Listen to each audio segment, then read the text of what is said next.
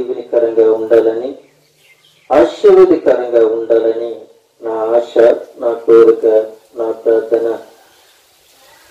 ప్రతిరోజు మీ కొరకు, మీ కుటుంబాల కొరకు, మీ బిడ్డల కొరకు, మీరు చేస్తున్న ప్రతి ఒక్క పని కొరకు, ప్రతి ఒక్కరి కొరకు దేవుని యొక్క దైవజనుడిగా నేను ప్రార్థన చేస్తూ ఉన్నాను.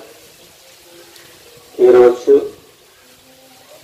పెళ్లి రోజు జరుపుకుంటున్న బిడ్డలకి నా యొక్క వందనాలు. అలాగే పుట్టినరోజులు జరుపుకుంటున్న బిడ్డలకి నా ప్రత్యేకమైన వందనాలు. అలాగే ప్రతి ఒక్కరికి వివాహం జరుపుకుంటున్న బిడ్డలకును, పుట్టినరోజు జరుపుకున్న బిడ్డలకును, ప్రతి కార్యము జరుపుకున్న బిడ్డలకు నా ప్రత్యేకమైన వందనాలు. మీ కొరకు నేను ప్రతిరోజు ప్రార్థన చేస్తూ ఉన్నాం. ఏది ఏమైనప్పటికీ కూడా ఈ యొక్క ఉదయకాల సమయంలో ప్రభువైన యేసుక్రీస్తు ఆయన మనందరితో మాట్లాడేలాగన మనమందరము కూడా ప్రార్థన పూర్వకముగా ఉండి ప్రభు సన్నిధిలో సాగాలని మిమ్మల్ని అందరినీ కూడా ఒక దైవజనుడిగా మిమ్మల్ని వేడుకుంటూ ఉన్నాను. మనమందరము కూడా కలిసి దేవుని యొక్క సన్నిధిలో, ప్రభు సన్నిధిలో ప్రభుని గణపరిచి, ప్రభుని మహిమపరిచి, ప్రభుని వేడుకుని ఆయన యొక్క మాటలు ఒక ఆదరణగా తీసుకొని ప్రభు సన్నిధిలో సాగాలని మిమ్మల్ని అందరినీ కూడా వేడుకుంటూ ఉన్నాను. పౌలు అంటున్నాడు, మీ నిమిత్తమే నేను నా దేవునికి నేను కృతజ్ఞతాస్తుతులు చెల్లిస్తూ ఉన్నాను అని చెప్తూ ఉన్నాడు. నేను ఆశతో మీ యొద్దకు రావాలి అని నేను ఆశ కలిగి ఉన్నాను అని చెప్తూ ఉన్నాడు. అయితే నేను చిక్కుపడేవాడున్న కాను అని చెప్తూ ఉన్నాడు. నేను సిద్ధంగా మీ యొద్దకు రావడానికి ఇష్టపడుతూ ఉన్నాడు. మీ మీద నేను ఏది కూడా ఆశించి నేను రావటం లేదు, కానీ నా కష్టముతో నా జీవన యొక్క ఉపాధితో నేను సంపాదించుకున్న ఖర్చు పెట్టుకొని నేను మీ యొద్దకు రావడానికి ఇష్టపడుతూ ఉన్నాను. ఎందుకనంటే నేను మీ యొద్దకు వచ్చినప్పుడు ప్రేమతో రావాలా, బెత్తంతో రావాలా అని పౌలు అడుగుతూ ఉన్నాడు. ఏది ఏమైనప్పటికీ కూడా పరిశుద్ధాత్మ దేవుడు ఈ రోజున మనందరితో ఆయన మాట్లాడుతూ ఉన్నాడు. మనము రోమవ పత్రిక 1వ అధ్యాయం నుండి దగ్గరగా మనము 15 వచనాల వరకు కూడా మనము ధ్యానించుకోవటం జరిగింది. ఈ రోజుని 17వ వచనము ఈ రోజుని మనము ధ్యానించుకోబోతున్నాం. రోమపత్రిక 1వ అధ్యాయము 17వ వచనము మనము ధ్యానించుకుందాం. అయితే ప్రియమైన బిడ్డలారా, ఈ పార్ట్ మరి 1 నుండి పార్ట్ 17వ వరకు కూడా మనము ఈ రోజుని ధ్యానించుకోబోతూ ఉన్నాం కనుక, అయితే ఈ రోజుని కొద్ది నిమిషాలు దేవుని యొక్క వాక్యాన్ని మనము ధ్యానించుకుందాం. మీరు కూడా మీ యొక్క గ్రంథాలను తెలుసుకొని మీరు కూడా చూసినట్లయితే అది నిజమో అబద్ధమో అది మనకు మాత్రమే తెలుస్తుంది. చూడండి, రోమపత్రిక 1వ అధ్యాయం 17వ వచనం చదువుకొని ప్రభుని స్తుతించుకుందాం. ఎందుకనినా నీతిమంతుడు విశ్వాసము మూలముగా జీవించునని రాయబడిన ప్రకారము విశ్వాసము మూలముగా అంతకంతకు విశ్వాసము కలుగునట్లు దేవుని నీతి దాని యందు బయలుపరచబడుచు ఉన్నది.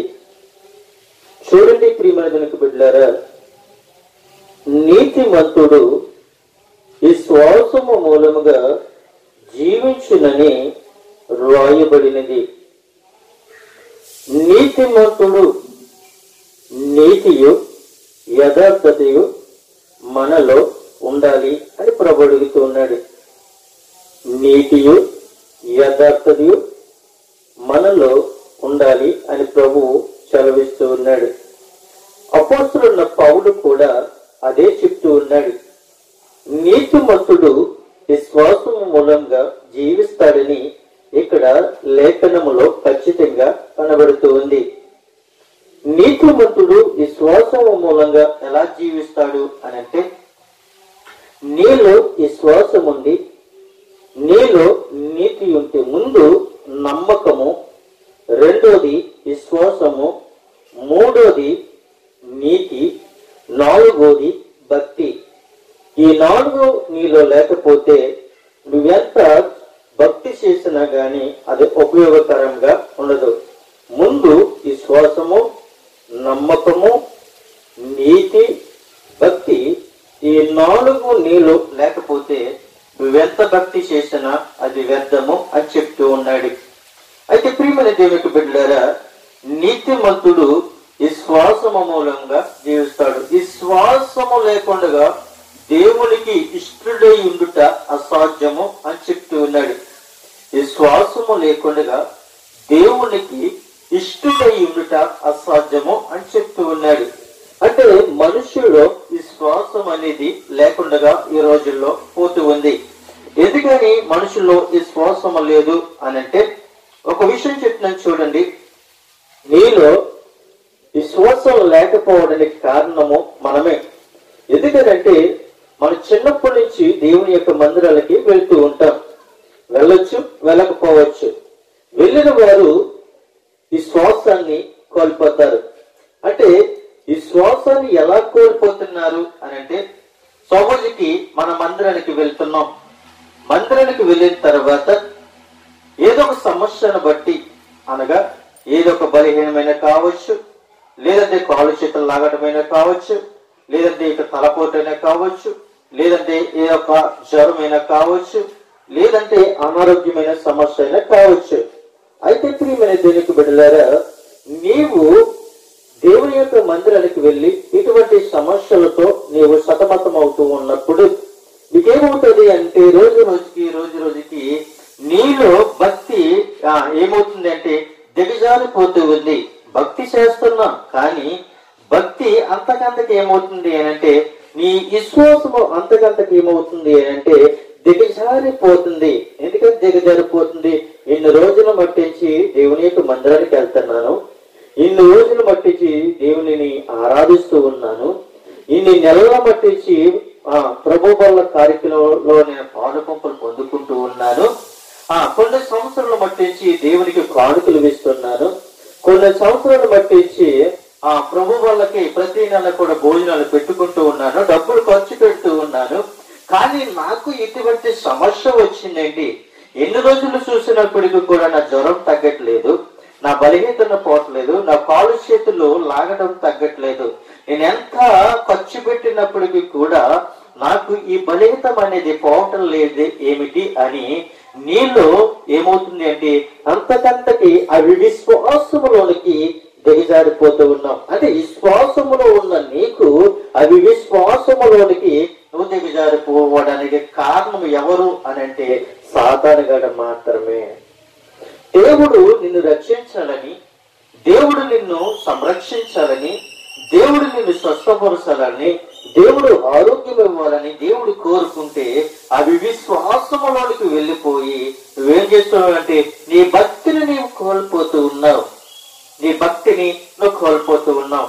ఎవరొకరు రావచ్చు, ఎవరొకరు వచ్చిన తర్వాత అమ్మ ఏంటి నీ నేర్చం ఏమిటి అని అడిగినప్పుడు, అయ్యా ఇంచుమించులు నేను నెలలు మట్టించి నేను అనారోగ్యంతో పాలవుతూ ఉన్నాను, అయితే ఈ నేర్చం నాలో తగ్గట్లేదు, ఏంటి ఇన్ని దేవుడికి ఇన్ని కానుకలు వేస్తూ ఉన్నాను, దేవుడికి ఇన్ని కానుకలు వేస్తూ ఉన్నాను, ఇన్ని కానుకలు అర్పిస్తూ ఉన్నాను, నేను నెలలకి భోజనాలు పెట్టుకుంటూ ఉన్నాను, నేను నెలలకి కోరికలు పెట్టుకుంటూ ఉన్నాను, కానీ నాకు ఈ సమస్య పోవటం లేదు అని నీలో ఒక సందేహము వస్తుంది. కానీ నువ్వు చేసేది భక్తి కాదు, కానీ నువ్వు చేసేది ఏంటంటే అవి విశ్వాసములోని నువ్వు చేస్తున్న భక్తి గాని విశ్వాసముతోనూ నువ్వు భక్తి చేయటం ప్రభు ఇక్కడ ఈ రోజుని ఈ యొక్క ఉదయకాల సమయంలో నేరుగా మనతో మాట్లాడుతున్నాడు.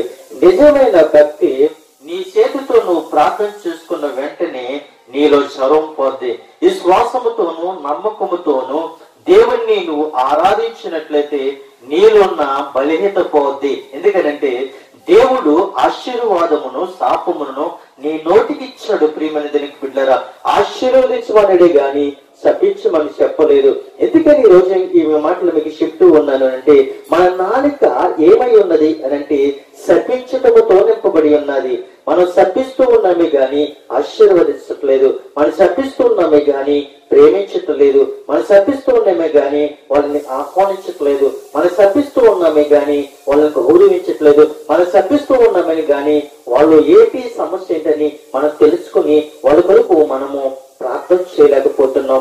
ఎందుకని ఈ అవిశ్వాసం మనలోకి వస్తుంది అంటే, మనకి మొట్టమొదటిసారిగా ఏదోని తోటలోనే మనకి ఒక అవిశ్వాసమైన వ్యక్తి మనకి తగులుతూ ఉన్నాడు.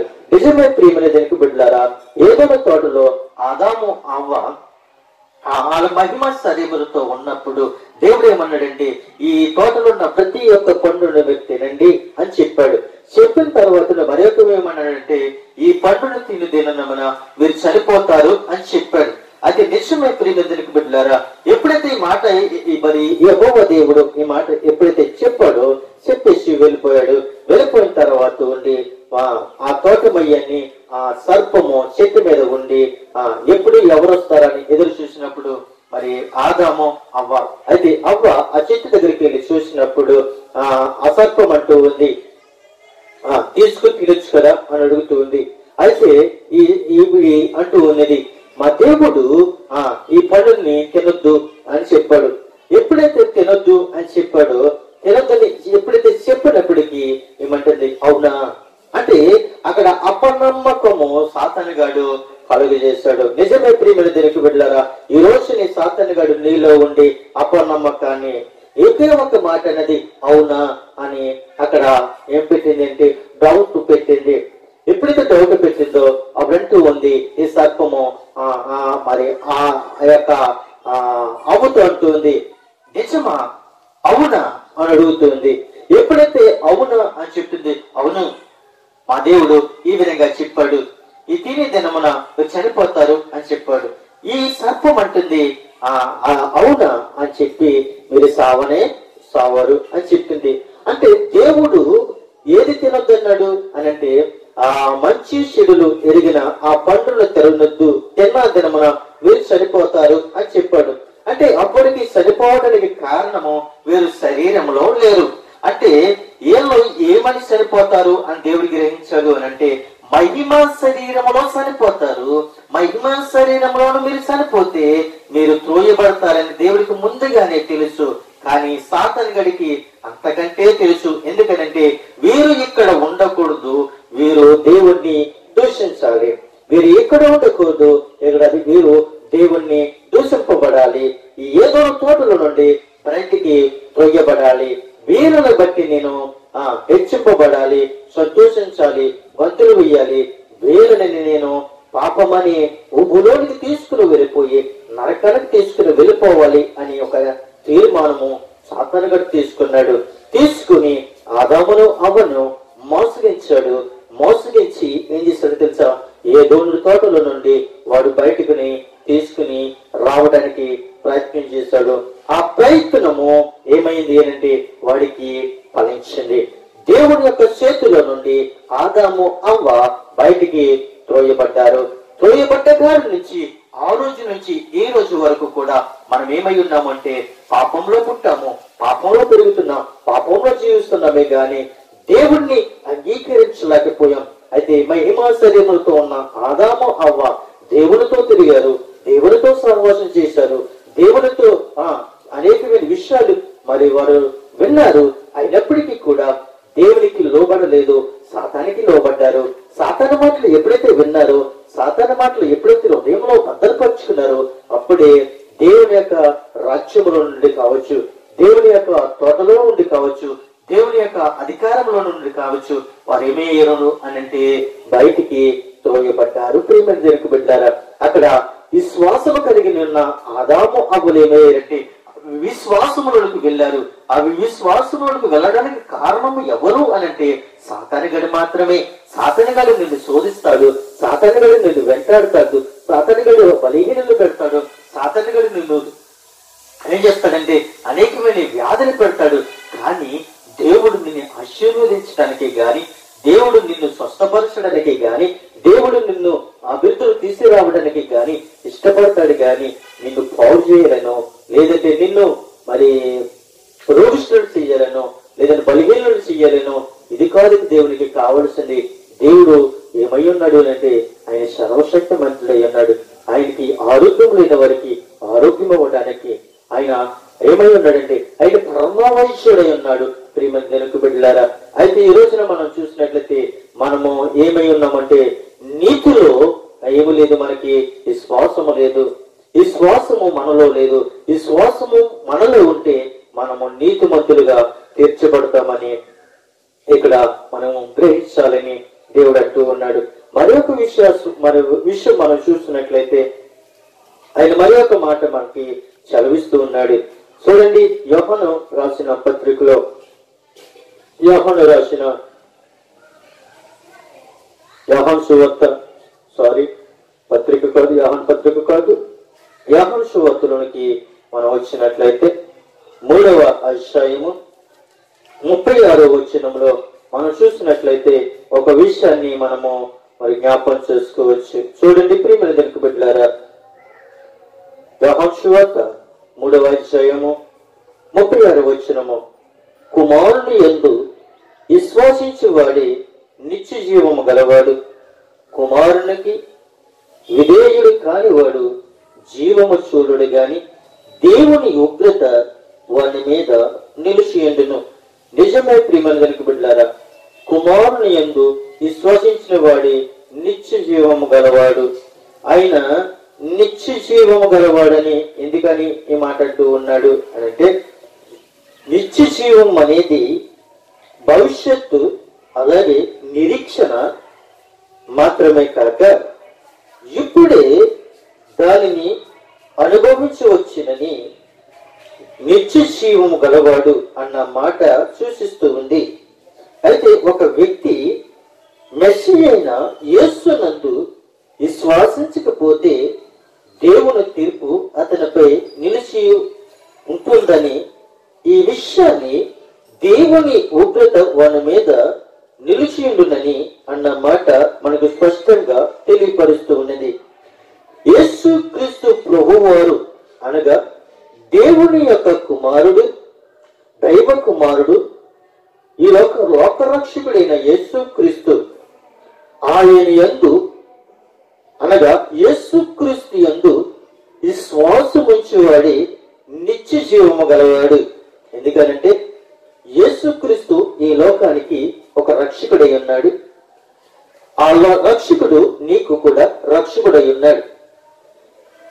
అలాగే నీకును, నీ బంధువులకును, నీ స్నేహితులకును, నీ రక్త సంబంధులకును, నీ కుటుంబస్తులకు కూడా ఆయన ఏమై ఉన్నాడు అంటే ఆయన దేవుని యొక్క కుమారుడై ఉన్నాడు.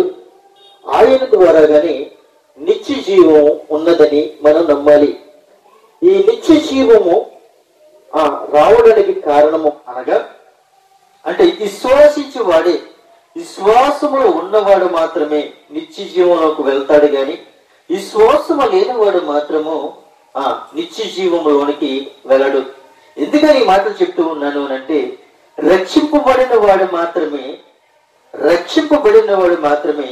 నిత్య జీవాన్ని చూస్తాడు. గాని రక్షింపబడలేని వాడు నిత్య జీవాన్ని చూడడు.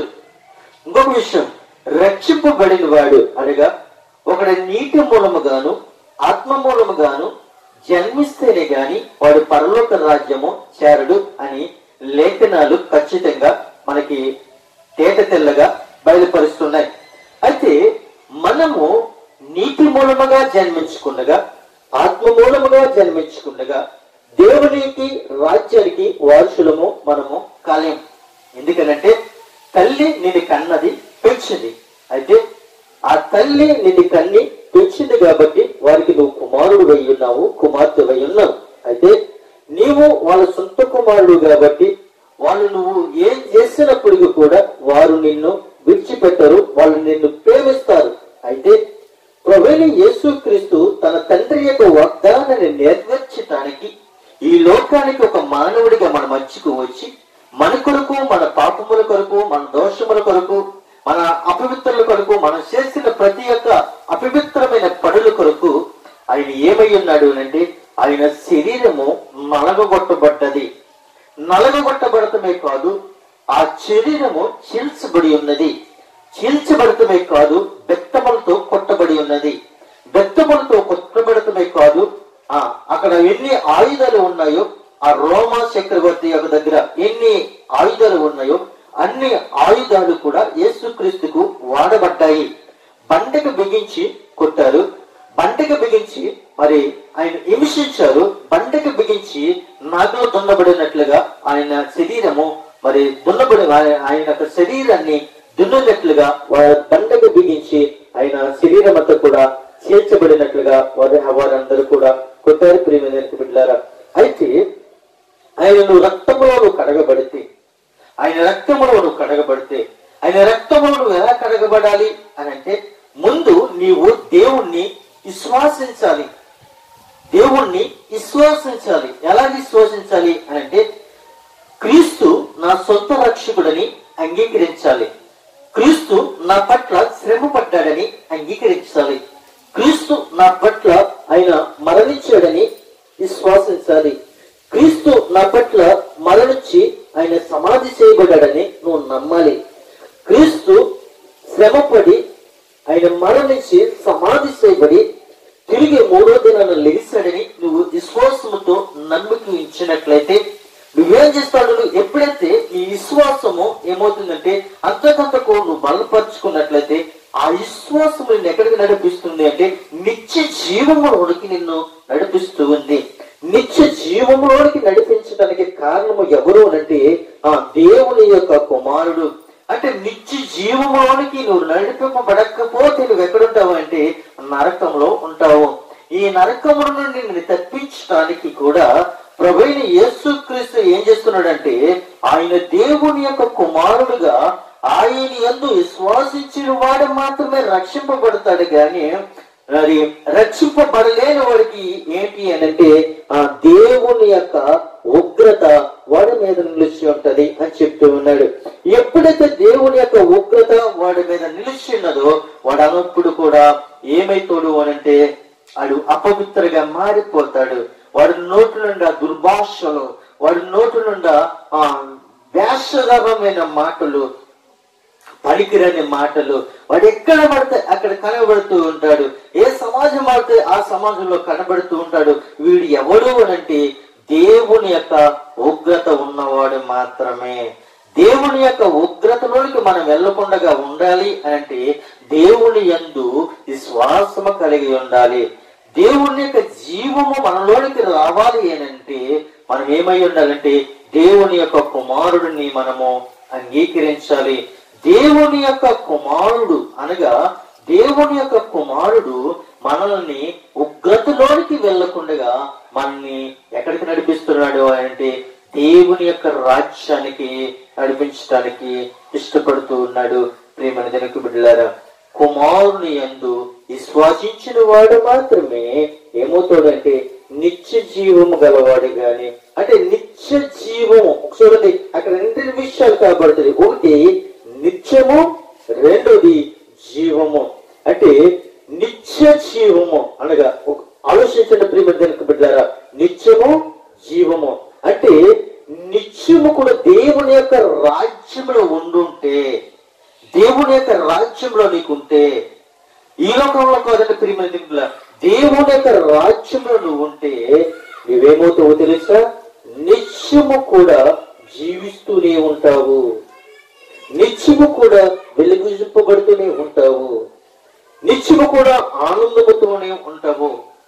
ఒక విషయం చెప్తున్నా చూడండి, నిత్య జీవము మనలోకి లేకపోతే నువ్వు వెలిగింపబడలేవు. నీ ఇంటికి వెలుగుండొచ్చేమో గాని, నీ ఇంటికి వెలుగుండొచ్చేమో గాని, నీ ఇంటికి దీపం వెలిగించొచ్చేమో గాని, కానీ ఆ వెలుగు నిత్య జీవము వరకు నడిపించదు ప్రియమైన బిడ్డలారా. ఎందుకంటే పూర్వము, ఒక ఉదాహరణ చూడండి, పూర్వము దీపం వెలిగించిన తర్వాత సాయంకాలము 6 గంటలకి వెలిగించిన తర్వాత మళ్ళీ ఉదయము 6 గంటల వరకు కూడా ఆ దీపాన్ని ఆర్పేవారు కాదు. ఎందుకంటే అది అలాగే ఎలుగుతూనే ఉండాలి అని అనుకునేవారు. రెండోది, పెద్దల యొక్క ఆచారం ఏమిటి అని అంటే ఆ వెలిగించిన దీపము మధ్యలో ఆరిపోకూడదు అన్న ఒక నిబంధన. ఎందుకని అంటే వెలిగించిన దీపము ఆరిపోకుండా నూనె పోసేవారు, ఆ కిరసనలో వేస్తూనే ఉండేవారు. తెల్లవాళ్ళు కూడా వాళ్ళు ఆ దీపము ఆరిపోకుండా వెలిగిస్తూనే ఉండేవారు. ఇప్పుడు కూడా చాలా మంది కూడా దీపము అనగా పగలు వెలిగిస్తున్నారు, రాత్రి వెలిగిస్తూ ఉన్నారు. ఆ దీపము ఆరిపోకూడదు అని ఒక నిత్య సంకల్పము చెప్పున వాళ్ళు వెలిగిస్తూనే ఉన్నారు. ఆ దీపం ఆరిపోతే వాళ్ళకి ఏదో ఒక అశుభము అని వాళ్ళు భావించేవారు. ఇప్పుడు కూడా నిజమైన ప్రేమ దగ్గర బిడ్డలారా, ఇప్పుడు కూడా మన సమాజంలోను, మన దేశంలోను, మన ప్రాంతాలలోను, మన పట్టణాలలోను కూడా ఇక్కడ అన్యజనులుగా మార్చబడిన, అనగా అన్యజనులు అంటే బయట వారు కాదు, అంటే ప్రపంచంలో దేవుని యొక్క పోలికలు చొప్పునున్న ప్రతి ఒక్కరు కూడా వాళ్ళు ఏమంటారు అని అంటే అన్య ప్రజలు అని అంటారు. అన్య ప్రజలు అనంటే అక్కడ వ్యత్యాసం ఏది లేదు, అందరూ సమానులే. అక్కడ వారు వేరు, వీరు వేరు, వీరు వేరు కాదు. కానీ ప్రేమని దగ్గర బిడ్డలారా, అన్య ప్రజలు అనంటే దేవుని స్వరూపము కలిగిన మనమందరము కూడా దేవుని యొక్క బిడ్డలమే. అంటే నీ భాష వేరు, నా భాష వేరు, నీ రంగు వేరు, నా రంగు వేరు, నీ మనస్తత్వం వేరు, నా మనస్తత్వం వేరు, నీ తలంపులు వేరు, నా తలంపులు వేరు, నీ నడవడిక వేరు, నా నడవడిక వేరు, నీ ఆరు మరి నీ యొక్క సూపు వేరు, నా సూపు వేరు. నేను చేసిన ప్రతీది కూడా దేవునికి అనుసంధానముగా జీవించాలని ఆశ కలిగి, దేవునితో సహవాసము కలిగి, దేవుని యొక్క సువార్తను ప్రకటించడానికి నేను దేవుని యొక్క తీర్మానాన్ని తీసుకుని ఉన్నాను. అలాగే ఈ లోకంలో ఉన్న ప్రతి ఒక్క మానవులు అందరూ కూడా ఏదో ఒక నిబంధన కలిగి లోకంలో జీవిస్తూ ఉన్నారే గాని దేవుని రాజ్యానికి వెళ్ళాలి అనే ఆశతో కాదు. ప్రియమైన బిడ్డలారా, ఈ లోకములో మనం కూడగట్టుకుంటూ ఉన్నాము, సంపాదించుకుంటున్నాము, గృహాలు కట్టుకుంటున్నాము, ఆస్తులు సంపాదించుకుంటున్నాము, అన్ని సంపాదించుకుంటున్నాం. కానీ ఇదేది కూడా మన వెంటకాల రాదు అంటే దేవుడు చెప్తూ ఉన్నాడు. ఏది నీ వెనకాల వస్తాది అని అంటే నువ్వు చేసిన క్రియలు మాత్రమే నీ వెనకాల వస్తాయి, గాని ఏది కూడా నీ వెనకాల రాదు అని చెప్తున్నాడు. ఏది నిన్ను నిత్య జీవంలోనికి నడిపిస్తుంది అని అంటే ఆకలేసిన వారికి ఆహారం పెట్టినప్పుడే, దాహం వేసినప్పుడు దాహాన్ని ఇచ్చినప్పుడే, వస్త్రం లేని వారికి వస్త్రాన్ని ఇచ్చినప్పుడే, ఎవరైనా రోగిష్ట అయినప్పుడు ఆ రోగిష్ఠని పలకరించి వాళ్ళకు ప్రార్థన చేసి వచ్చినప్పుడే, ఎవరైనా మరి సమస్యలతో సతమతమవుతున్నప్పుడు వాళ్ళని వాదార్చినప్పుడే వాళ్ళు మాత్రమే నిత్య జీవంలోనికి వెళతారు. గాని నువ్వు సంపాదించుకొని నేను నా కుటుంబం అందరూ తినాలి, నా బంధువులందరూ కూడా తినాలి, నేను మాత్రమే తినాలి, నేను మాత్రమే సంతోషంగా ఉండాలి, నేను మాత్రమే ఆరోగ్యంగా ఉండాలి, నేను మాత్రమే నా బ్రతుకులాగా ఉండాలి, నాతోటి ఎలాగుండాలి అని అసూయతో మనం బ్రతికాము అని అంటే అది నీ నిత్య జీవంలోనికి తీసుకొని రాదు. ఇప్పుడు అందరూ కూడా ఎలాగున్నారంటే నా సంపాదన నేను తినాలి, నా సంపాదన నేను తినాలి, నా సంపాదన నేను కూడగట్టుకోవాలి, నా సంపాదన ఏం చేయాలంటే నా పిల్లలు తినాలని ఒక తీర్మానము తీసుకుంటూ ఉన్నారు. కానీ ప్రియమైన దగ్గర బిడ్డలారా, ఈ లోకంలో నీ సంపాదన నువ్వు తినొచ్చేమో కానీ ఇది ఇక్కడ వరకే. గాని నిత్య జీవంలోనికి వెళ్ళిన తర్వాత దేవుడు ఏం చేస్తాడో తెలుసా? ఈ లోకంలోకి వచ్చిన నీవు ఎవరికైనా పట్టి అన్నం పెట్టావా? ఎవరికైనా ప్రార్థన చేసావా? ఎవరినైనా దేవుని యొక్క రాజ్యానికి వారసుని చేసావా అని అడుగుతాడు. ప్రియమైన బిడ్డలారా, ఈ రోజుని స్త్రీలైనా కావచ్చు, పురుషులైనా కావచ్చు, ఎందుకు వచ్చిన సువార్తలే, ఎందుకు వచ్చిన మందిరాలే, ఎందుకు వచ్చిన ప్రకటింపులే, నా బ్రతికేది నేను బ్రతుకుతాను అని నువ్వు అనుకుంటున్నావే. మీ రోజుని నువ్వు ఏ పని చేయకుండా నువ్వు సోమరిపోతులేకుంటున్నావేమో, నువ్వు సోమరిపోతులేకుంటున్నావేమో. తిండి తినడానికి, నిద్రపోవటానికి, నీకు నువ్వు జీవించడానికి నువ్వు బ్రతుకుతున్నావేమో ఒకసారి ప్రభు అడుగుతూ ఉన్నాడు. ప్రియమైన దేవుని బిడ్డలారా, చూడండి చూడండి, కుమారుని యందు విశ్వసించిన వాడే ఏమవుతాడు అని అంటే నిత్య జీవం గలవాడు అని చెప్తూ ఉన్నాడు. అక్కడ రెండు విషయాలు మనం చూసాం. ఒకటి నిత్యము, రెండోది జీవము అన్న విషయాన్ని చూస్తూ ఉన్నాం. జీవములోనికి మనం ఉన్నామా? జీవంలో మనం జీవిస్తూ ఉన్నామా? ఏ జీవము అంటే యేసుక్రీస్తు అనే జీవంలో మనం జీవించాలి. యేసుక్రీస్తు అనే రక్షణలో మనం జీవించాలని ప్రభు సెలవిస్తూ ఉన్నాడు. ఇంకొక విషయం మనం చూసినట్లయితే ప్రియమైన దేవుని బిడ్డలారా, హెబ్రీయులకు రాసిన పత్రిక 2వ అధ్యాయము 4వ వచనంలో మనం చూసినట్లయితే మనము ఎంత గొప్ప రక్షణను నిర్లక్ష్యము చేసిన ఎడల ఎలాగ తప్పించుకున్నాము. ఇక్కడ అంటున్నాడు, హెబ్రీకి అందగత అంటూ ఉన్నాడు. ప్రియమైన దేవుని బిడ్డలారా, మనము ఎంత గొప్ప రక్షణను నిర్లక్ష్యము చేసిన ఎడల ఎలాగ తప్పించుకుందాము. నిజమే, ఇక్కడ నువ్వు తప్పించుకోవచ్చేమో గాని, ఇక్కడ అధికారుల చేతులు తప్పించుకోవచ్చేమో గాని, స్నేహితుల చేతులు తప్పించుకోవచ్చేమో గాని, నీ భార్య చేతులను తప్పించుకోవచ్చేమో గాని, నీ భర్త చేతులను తప్పించుకోవచ్చేమో గాని, నీ బిడ్డల చేతులను తప్పించుకోవచ్చేమో గాని, నీ గ్రామంలో నువ్వు తప్పించబడచ్చేమో గాని, దేవుని యొక్క చేతిలో నుండి నువ్వు తప్పించుకోలేవని ప్రభు సెలవిస్తూ ఉన్నాడు. దేవుని యొక్క చేతిలో నుండి నువ్వు తప్పించుకోలేవు.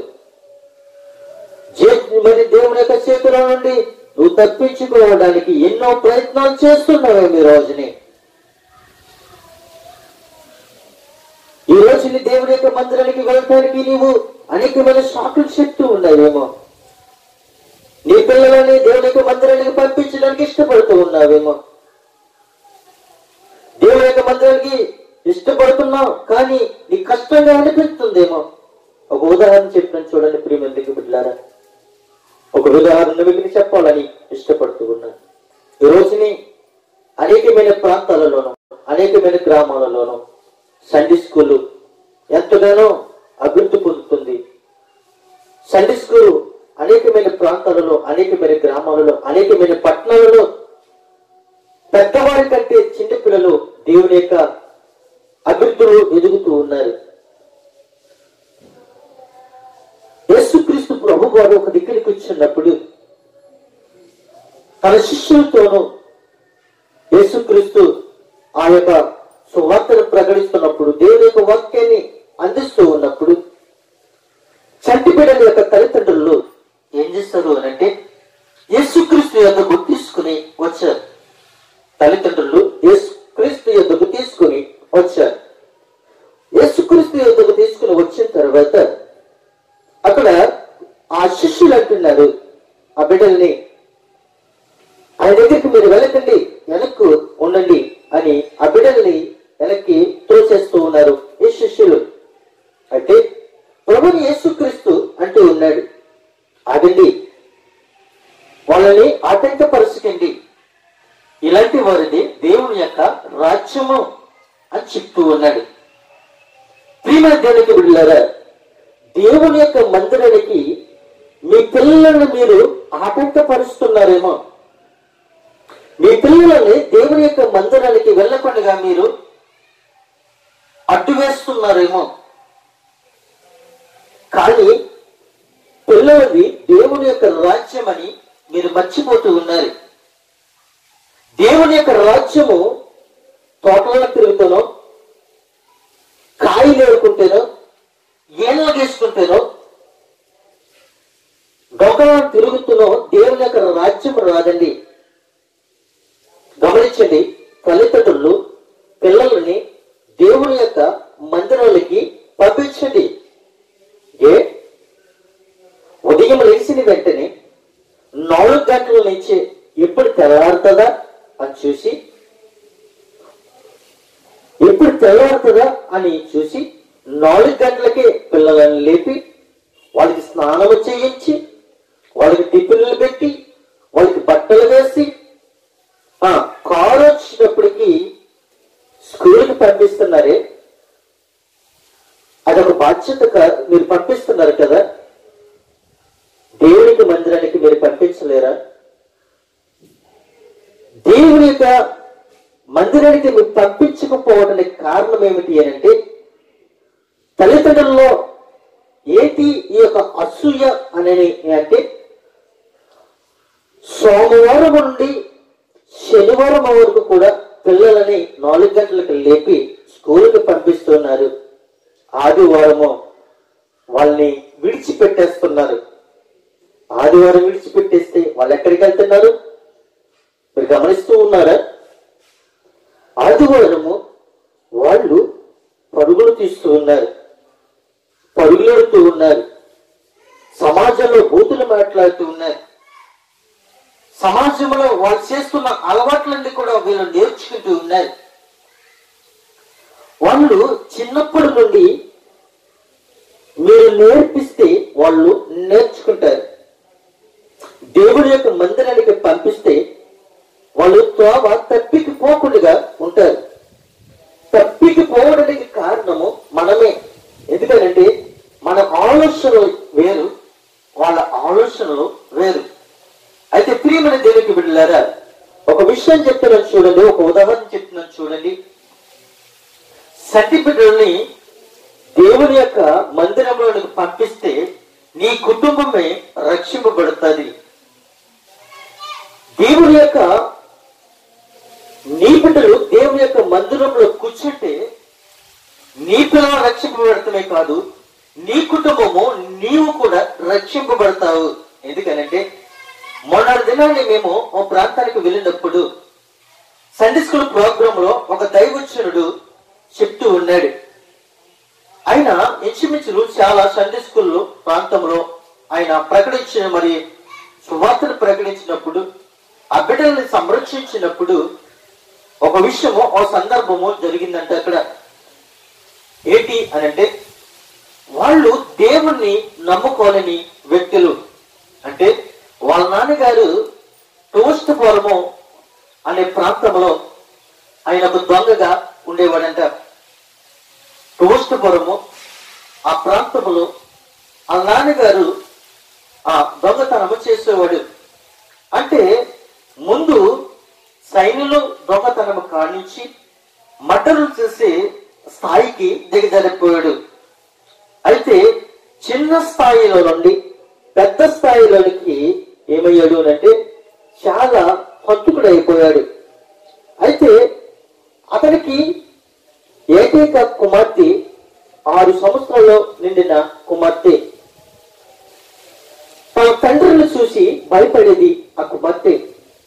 తన తండ్రితో మాట్లాడాలి అంటే భయపడేది. అయితే తండ్రి కుమార్తె కాబట్టి ప్రేమగా చూసుకునేవాడు. అయితే తండ్రిని చూసి ఈమె చాలా భయపడిపోతూ ఉండేది. అయితే ఒక రోజుని దైవచనుడి యొక్క కుమార్తె సండే స్కూల్ చెప్తూ ఉన్నప్పుడు, వీళ్ళందరినీ కూడా చెప్తూ ఉన్నప్పుడు ఏం చేసింది అంటే ఆ బిస్కెట్లు పంచిపెట్టినప్పుడు మాత్రమే వెళ్ళి ఆ బిస్కెట్లు చాక్లెట్లు తీసుకొని ఇంటికి వెళ్ళిపోయేదంట. అయితే ఒక రోజుని బాగా దేవుడి యొక్క వాక్యం ప్రకటించడానికి ఒక దైవజనుడు ఆ పిల్లలకు చెప్పడానికి దూర ప్రాంతం నుండి కొన్ని అనగా బిస్కెట్లు చాక్లెట్లు పట్టుకుని వెళ్ళాడంట. వెళ్ళిన తర్వాత నుండి లాస్ట్ లో వచ్చి ఆ యొక్క దేవుడు నమ్మకలేదు, ఆ అమ్మాయి దేవునికి సన్నిధికి వచ్చేది కాదు, కానీ చాక్లెట్లకి బిస్కెట్లకి వచ్చేదంట.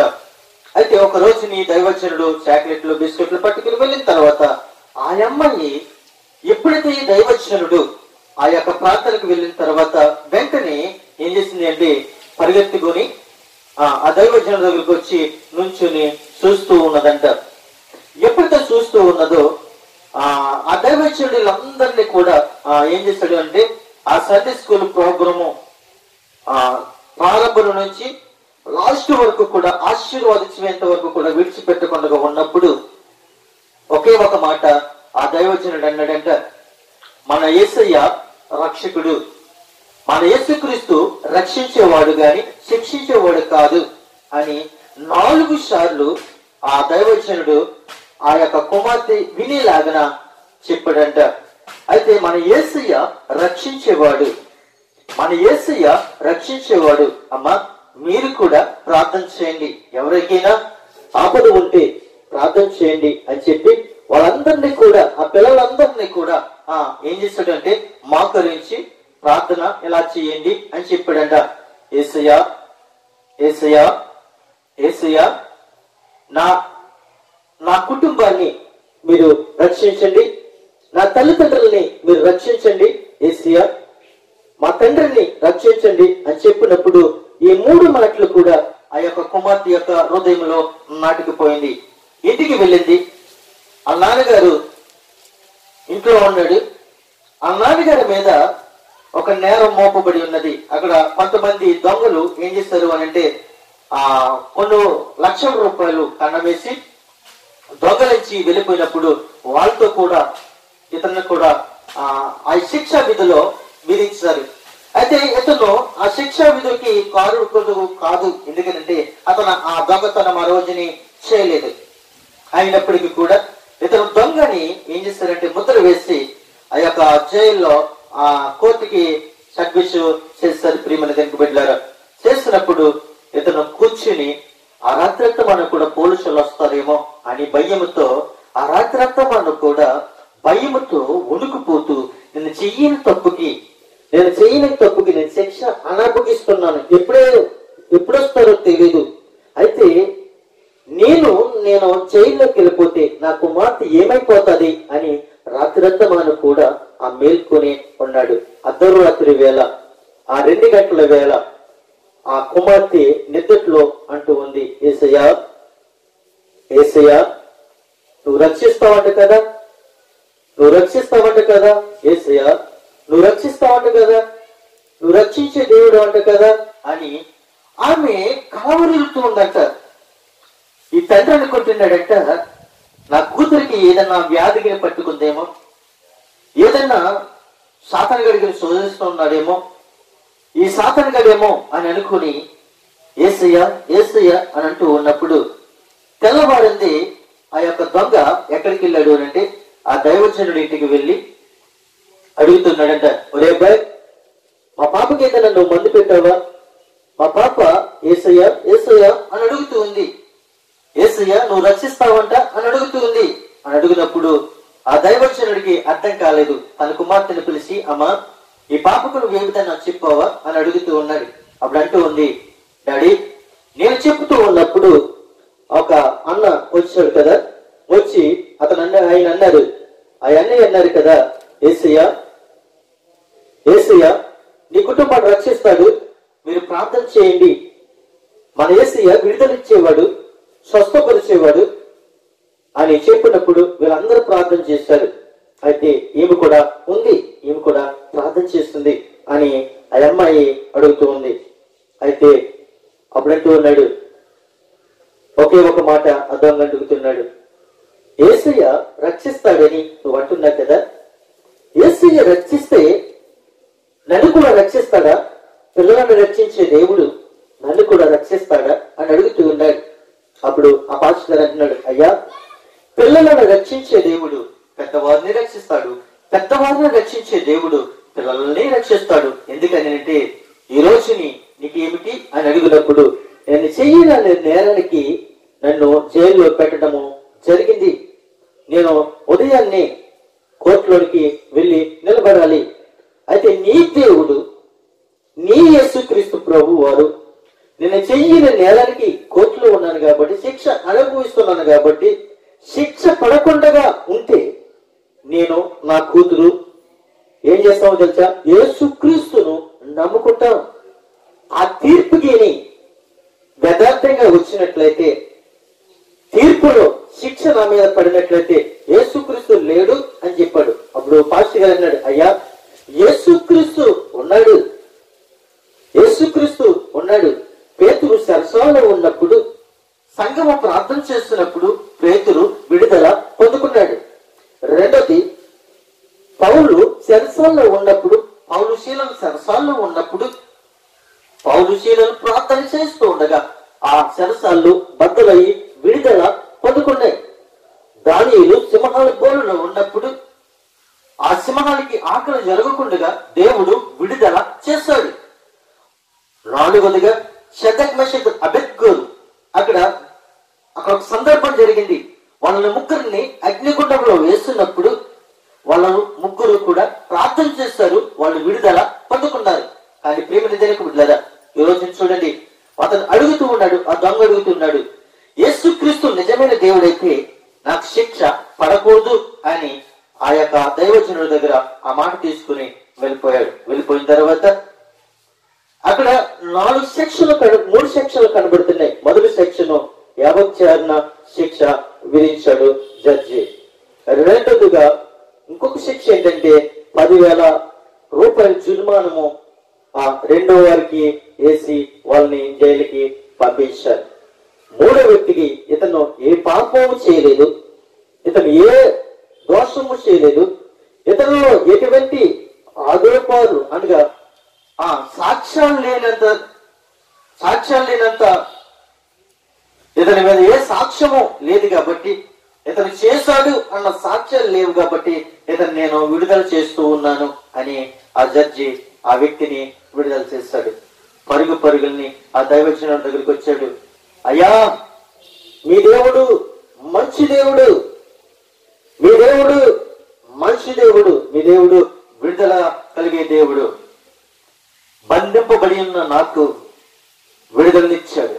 ఈ రోజు నుంచి యేసుక్రీస్తును నేను సొంత రక్షకుడిగా అంగీకరించాను అని ఆ దొంగ దేవుని యొక్క సాక్ష్యము, దైవజనుడి దగ్గర సాక్ష్యము చెప్పుకున్నాడు. ప్రియమైన దేవునికి బిడ్డలారా, నీ బిడ్డల్ని సండే స్కూల్కి మానిపిస్తున్నావేమో, మానిపిస్తే నీ కుటుంబానికే అది శిక్ష. సండే స్కూల్ పంపించినట్లయితే నీ కుటుంబము రక్షింపబడుతుంది.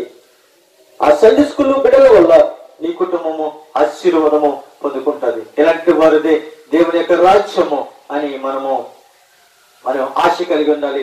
అదే అందుకే అంటున్నాడు ప్రియమైన, మనము ఎంత గొప్ప రక్షణను నిర్లక్ష్యము చేసినది ఎలా తప్పించుకుందామో, దేవుని యొక్క గొప్ప రక్షణను మనం ఎప్పుడైతే తప్పించుకుంటామో చూడండి ప్రియమైన, దేవుని యొక్క రక్షణని మనము తప్పించుకుంటే మనం ఏమైపోతామో, రక్షణ వాక్యం లేకపోతే మనం ఏమైపోతామో ఒకసారి మీరు గమనించండి. గలతీయులకు రాసిన పత్రిక 3:11 మనం చూసినట్లయితే, నీతిమంతుడు విశ్వాసము మూలంగా జీవించను. నీతిమంతుడు విశ్వాసము మూలంగా జీవించను. ధర్మశాస్త్రము చేత ఎవడునో దేవుని ఎదుట నీతిమంతుడు తీర్చబడడు. చూడండి ప్రేమికు బిడ్డలారా, ధర్మశాస్త్రము చేత ఎవడును దేవుని ఎదుట నీతిమంతుడని తీర్చబడడు. కానీ ఏది నీతిమంతుడని నిన్ను తీర్చిదిద్దుతుంది అనంటే, నీతిమంతుడు విశ్వాసము మూలంగా జీవిస్తాడు. నువ్వు నీతిమంతుడుగా జీవించు, యథార్థంగా మీరు జీవించు, నమ్మకంగా నువ్వు జీవించినట్లయితే నువ్వెక్కడుంటావు తెలుసా? ధర్మశాస్త్రము కింద నువ్వు ఉండవు, కృప కింద నువ్వు ఉంటావు. ధర్మశాస్త్రము ఏం చేస్తుందంటే కృపలోకి నిన్ను తీసుకుని పోకుండా చేస్తుంది. ధర్మశాస్త్రము నడిచిన వ్యక్తి ఈ లోకంలో ఎవరూ లేరు. ధర్మశాస్త్రాన్ని నెరవేర్చిన వ్యక్తి ప్రభువైన యేసుక్రీస్తే. ఈ రోజు నువ్వు ధర్మశాస్త్రం కింద ఉన్నావు, కృప కింద ఉన్నావు, ఒక్కసారి నీకు నీవే పరిశీలించుకోమని ప్రభు సెలవిస్తూ ఉన్నాడు. అదే హెబ్రీయులకు రాసిన పత్రిక 10:38 మనం చూసినట్లయితే, నా ఎదుట నీతిమంతుడైన వాడు విశ్వాసము మూలముగా జీవిస్తాడు అని చెప్తున్నాడు. నా ఎదుట ఎవరెదుటండి? దేవుని ఎదుట నీతిమంతుడైన వాడు విశ్వాసం మూలంగా జీవిస్తాడు. దేవుని ఎదుటగానే నువ్వు విశ్వాసంగా జీవించాలి, గాని దేవుని ఎదుట నువ్వు నీతిమంతుడిగా జీవిస్తేనే నువ్వు జీవిస్తావు. గాని దేవుని ఎదుట నువ్వు అపనమ్మకంగా నువ్వు జీవించినట్లయితే నీ జీవితం వ్యర్థమని ప్రభు సెలవిస్తూ ఉన్నాడు. ప్రియమైన దేవుని బిడ్డలారా, చూడండి, కొన్ని విషయాలు మనం చూస్తాం. మొదటిది, నీతిమంతుడు విశ్వాసము మూలంగా జీవించును. రెండోది, కుమారుని యందు విశ్వాసముంచు వాడే నిత్య జీవము గలవాడు. మూడు, ఇంత గొప్ప రక్షణ నిర్లక్ష్యము చేసిన ఎడల ఎలాగో మనము తప్పించుకుందాము. ప్రియమైన దేవునికి బిడ్డలారా. నాలుగు, నీతిమంతుడు విశ్వాసము మూలంగా జీవించును. దేవుని యొక్క నీతిమంతుడని తీర్చబడిన వాడే అని చెప్తూ ఉన్నాడు. ఐదు, దేవుని ఎదుట నీతిమంతుడైన వాడు విశ్వాసము మూలముగా జీవించును అని ఇక్కడ 5 విషయాలు మనం ఈ రోజుని మనం నేర్చుకున్నాం. విశ్వాసము లేకుండా దేవుడు ఇష్టుడికి ఉండుట అసాధ్యము.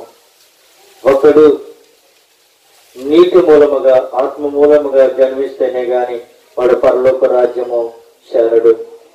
పెద్దవాడైన తర్వాత నువ్వేం చేస్తావో నీకు తెలియదు. కానీ నీవు చిన్నప్పటి నుండి దేవునిలో ఎదిగితే నీవులోని ఇంటి వారిని నువ్వు రక్షించుకుంటావు. ఇలాంటి వారిది దేవుని యొక్క రాజ్యము. వీళ్ళని ఆటంకపరచకండి ప్రభు సెలవిచ్చాడు. అందు నిమిత్తము ప్రియమైన దేవునికి బిడ్డలారా, మనమందరము కూడా దేవుని యొక్క బిడ్డలమై ఉన్నాము. దేవుని యొక్క కుమారులమై ఉన్నాము. దేవుని యొక్క కుమార్తెలమై ఉన్నాము. మనమందరము కూడా దేవుని ప్రజలమై ఉన్నాం. మనమందరము కూడా దేవుని యొక్క సొత్తై ఉన్నాం. అందు నిమిత్తము ఈ మాటలు యూట్యూబ్ లో వింటున్న బిడ్డలు, ఫేస్బుక్ లో వింటున్న బిడ్డలు, ఇన్స్టాగ్రామ్ లో వింటున్న బిడ్డలు, వాట్సాప్ లో వింటున్న బిడ్డలందరికీ కూడా నా యొక్క విన్నపము. ప్రియమైన దేవునికి బిడ్డలారా, నా శక్తితో కాదు, నా బలముతో కాదు, నేను ప్రకటించేది నా క్రీస్తు కొరకే నేను ప్రకటిస్తూ ఉన్నాను. మనమందరము కూడా అనేక మందికి దేవుని యొక్క వాక్యాన్ని అందించి దేవుని యొక్క రాజ్యానికి మనం అందరము కూడా వారసులు కావాలని, ఎవరైనా కొత్తగా మా యొక్క ఛానల్ చూస్తూ ఉంటే సబ్స్క్రైబ్ చేసుకోండి, అనేక మందికి షేర్ చేయండి. అనేక మందికి మనము దేవుని యొక్క సువార్తను ప్రకటించవలసిన వారమై ఉన్నాం. ప్రియమైన దేవునికి బిడ్డలారా, నేను చేసేది నా కొరకు కాదు, లోకములో ఉన్న సంటి బిడ్డల మొదలుకొని వృద్ధాపంలో ఉన్న ప్రతి ఒక్క బిడ్డలకి దేవుని యొక్క వాక్యాన్ని నేను ప్రకటించాలని.